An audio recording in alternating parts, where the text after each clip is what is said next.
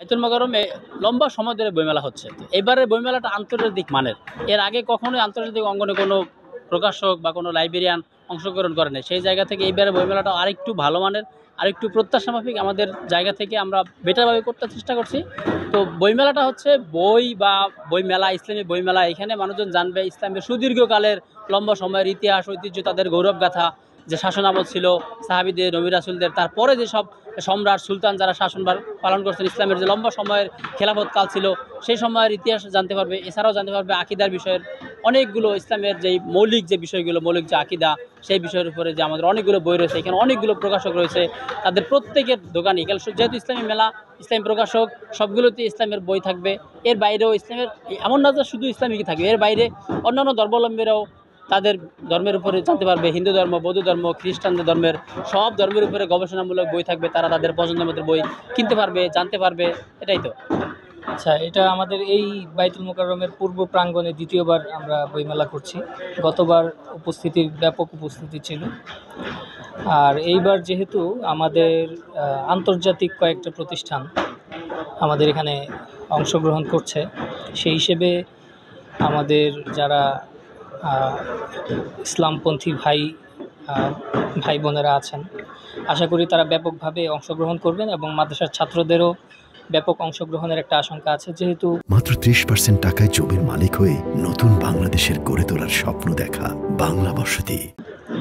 বাহিরের দেশ থেকে প্রায় মনে হয় 4-5টা প্রতিষ্ঠান অংশগ্রহণ করছে, সেই হিসেবে আমরা আশা করি ব্যাপক উপস্থিতি হবে ইনশাআল্লাহ। এই মুহূর্তে আমরা যেটা দেখতে পাচ্ছি, আসলে মেলাটা একদম প্রায় মানে প্রস্তুতির শেষ দিকে আমরা। তো সাধারণত মেলা শুরু হওয়ার আগ পর্যন্ত এই কিছুটা আর কি এরকম থাকে। আমরা গতবার যেমনটা দেখছিলাম, মেলা শুরুর সময় আসলে এগুলো সব পরিষ্কার করা হয়, মেলা কর্তৃপক্ষ নিজ দায়িত্বে আসলে পরিষ্কার করে। তো আমরা এবারও আশাবাদী গতবারের মতো হয়তো মেলা শুরুর খুব একদম প্রাককালে এগুলো সব পরিষ্কার হয়ে যাবে। আমরা মেলা কর্তৃপক্ষের কাছে আসলে এরকমই আশা রাখি। পাঠকদের জন্য আসলে সব ধরনের ইসলামিক বইয়ের জন্য আসলে খুব সুন্দর একটা আয়োজন হবে এখানে। তো মোহাম্মদ ফাতি বলেন বা সুলতান সালাউদ্দিন আইয়ুবী বলেন, বিভিন্ন মনীষী বলেন, সবার আসলে সংগ্রহ এখানে আছে। তো পাঠকদের প্রতি আমাদের আস্থা থাকবে, আপনারা মানে আহ্বান থাকবে যে মেলা কর্তৃপক্ষ একটা আয়োজন করছে, তাদের জায়গা থেকে তারা দায়িত্ব পালন করছে। এবার মূল দায়িত্বটা হচ্ছে মূলত পাঠকদের। আমরা যেমন 21শে বইমেলায় দেখি মানুষ দল বেঁধে যায়, আড্ডা দেয়, সেখানে ঘোরাফেরা করে। আমরাও সবাইকে আহ্বান জানাবো যে আপনারা আসেন, এসে আসলে এখানে একটা কালচারাল ওয়ারের একটা ব্যাপার আছে, যে আমাদের দায়িত্ব যে আমাদের নিজেদের থেকে আসলে মেলাটাকে পরিচিত করে তোলা মানুষের কাছে। তো আপনাদের মিডিয়াদের প্রতিও আমাদের আকাঙ্ক্ষা থাকবে যে আপনারা যেন পুরো ফুল করেসপন্ডিংটা করেন এখানে সব সময়।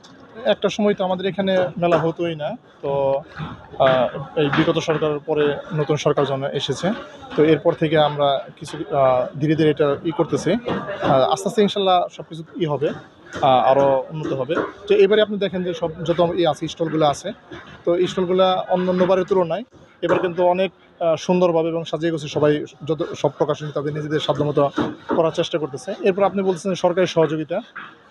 সরকারি সহযোগিতা বলতে যে বিষয়টা, সেটা আসলে আমাদের যারা এই কী বলে সংগঠনের যারা নেতৃবৃন্দ আছে তারা জানবে যে আসলে কতটুকু কী আছে। আমরা আসলে এটা জানি না যে সরকারের পক্ষ থেকে কোনো সহযোগিতা হচ্ছে কি হচ্ছে না। পাঠকদের চাহিদা মতো আমাদের এটা করতে সাজাতে, তারা ইসলামের মৌলিক বিষয়গুলো জানতে পারবে। তাছাড়া ইসলামিক যত ধরনের আছে এটি জানতে পারবে, তাদের মনের মতো করে জানতে পারবে।